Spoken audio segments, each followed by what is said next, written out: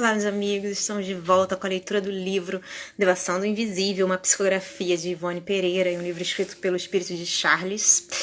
Nós hoje vamos refletir sobre se a qualidade, essa faculdade mediúnica, ela depende das qualidades morais, né?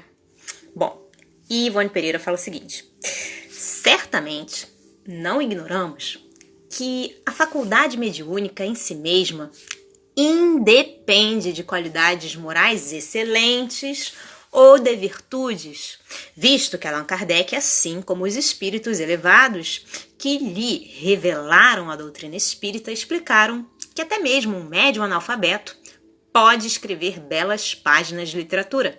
Todavia, o mesmo Kardec classificou que de muito raros, quase excepcionais mesmo, tais médiuns.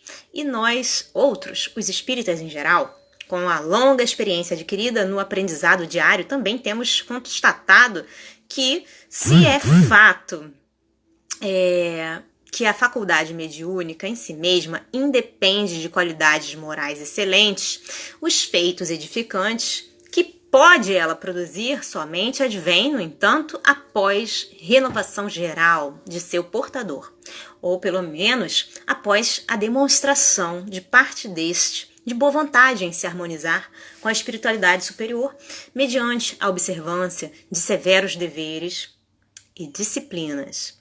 Por outro lado, não conhecemos nenhum médium verdadeiramente analfabeto que apresentasse obra literária escrita, embora tenhamos conhecimento de alguns exemplos desses, havidos na história da mediunidade. E aí ela destaca um evento com uma senhora, e ela diz assim, em nota, né?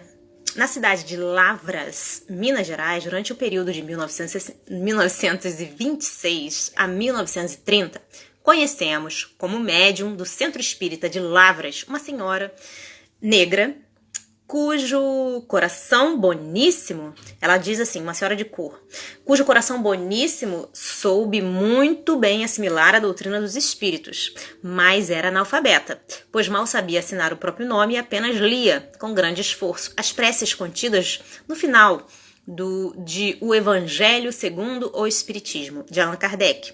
Chamava-se Eugênia da Conceição e residia numa travessa da antiga Rua do Cônego, recebendo em memoráveis reuniões realizadas por aquele centro, presididas então pelo coronel Cristiano José de Souza e o seu vice-presidente, Sr. Augusto Paiva.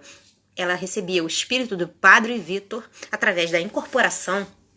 Essa médium fazia os mais belos discursos filosóficos e de alta moral que jamais ouvimos, os quais, às vezes, levavam 30 minutos, e ainda mais lembrando efetivamente o sermão de um sacerdote no púlpito das igrejas. Recebia também o espírito do doutor Augusto José da Silva, que igualmente discursava de modo edificante, embora apresentando assunto e estilos diversos. Ao receber espíritos sofredores, essa médium admirável, já falecida, relatava aos presentes a vida no além-túmulo, descrevendo-a como André Luiz, hoje Nola tem revelado, e de tal forma fazia que estas manifestações se tornavam altamente elucidativas e instrutivas para os adeptos. Tais discursos, no entanto, apresentavam frequentes erros de português, visto que médium analfabeta não oferecia maleabilidade suficiente aos espíritos comunicantes para a transmissão mais completa. Bom, e aí volta, né, no texto falando assim: parece-nos mesmo que tal fenômeno será cada vez mais raro, tendendo a desaparecer.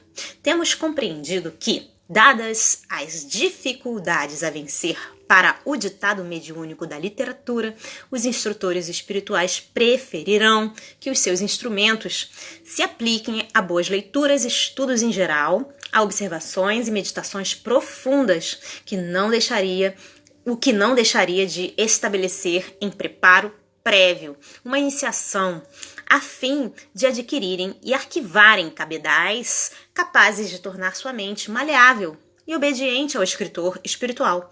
Isso, porém, não é tudo, pois, como ficou dito, sem um ressurgimento de valores pessoais no íntimo do próprio médium, nada se conseguirá de apreciável, por não se haver ele ajustado às faixas vibratórias aptas ao feito. Seria igualmente errôneo o julgamento de que pessoas muito ilustradas e doutas seriam melhores instrumentos para um escritor da espiritualidade do que um simples estudioso, um autodidata, destituído de títulos e diplomas.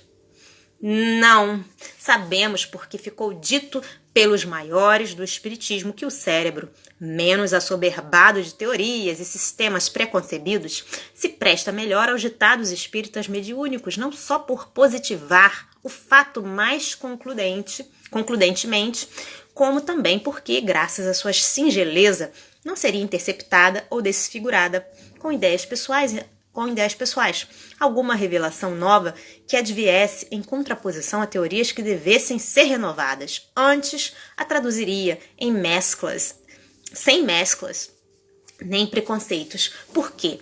Assim, não possuiria barreiras mentais capazes de impugnar um noticiário que fosse contrário às opiniões já implantadas pela cultura daquele que muito se demorou no recesso das academias. Bom, gente, ficamos por aqui por hoje. Eu espero que vocês estejam gostando dessa leitura tanto quanto eu. Eu deixo para vocês um grande beijo. Até a próxima. Deus abençoe. Tchau, tchau.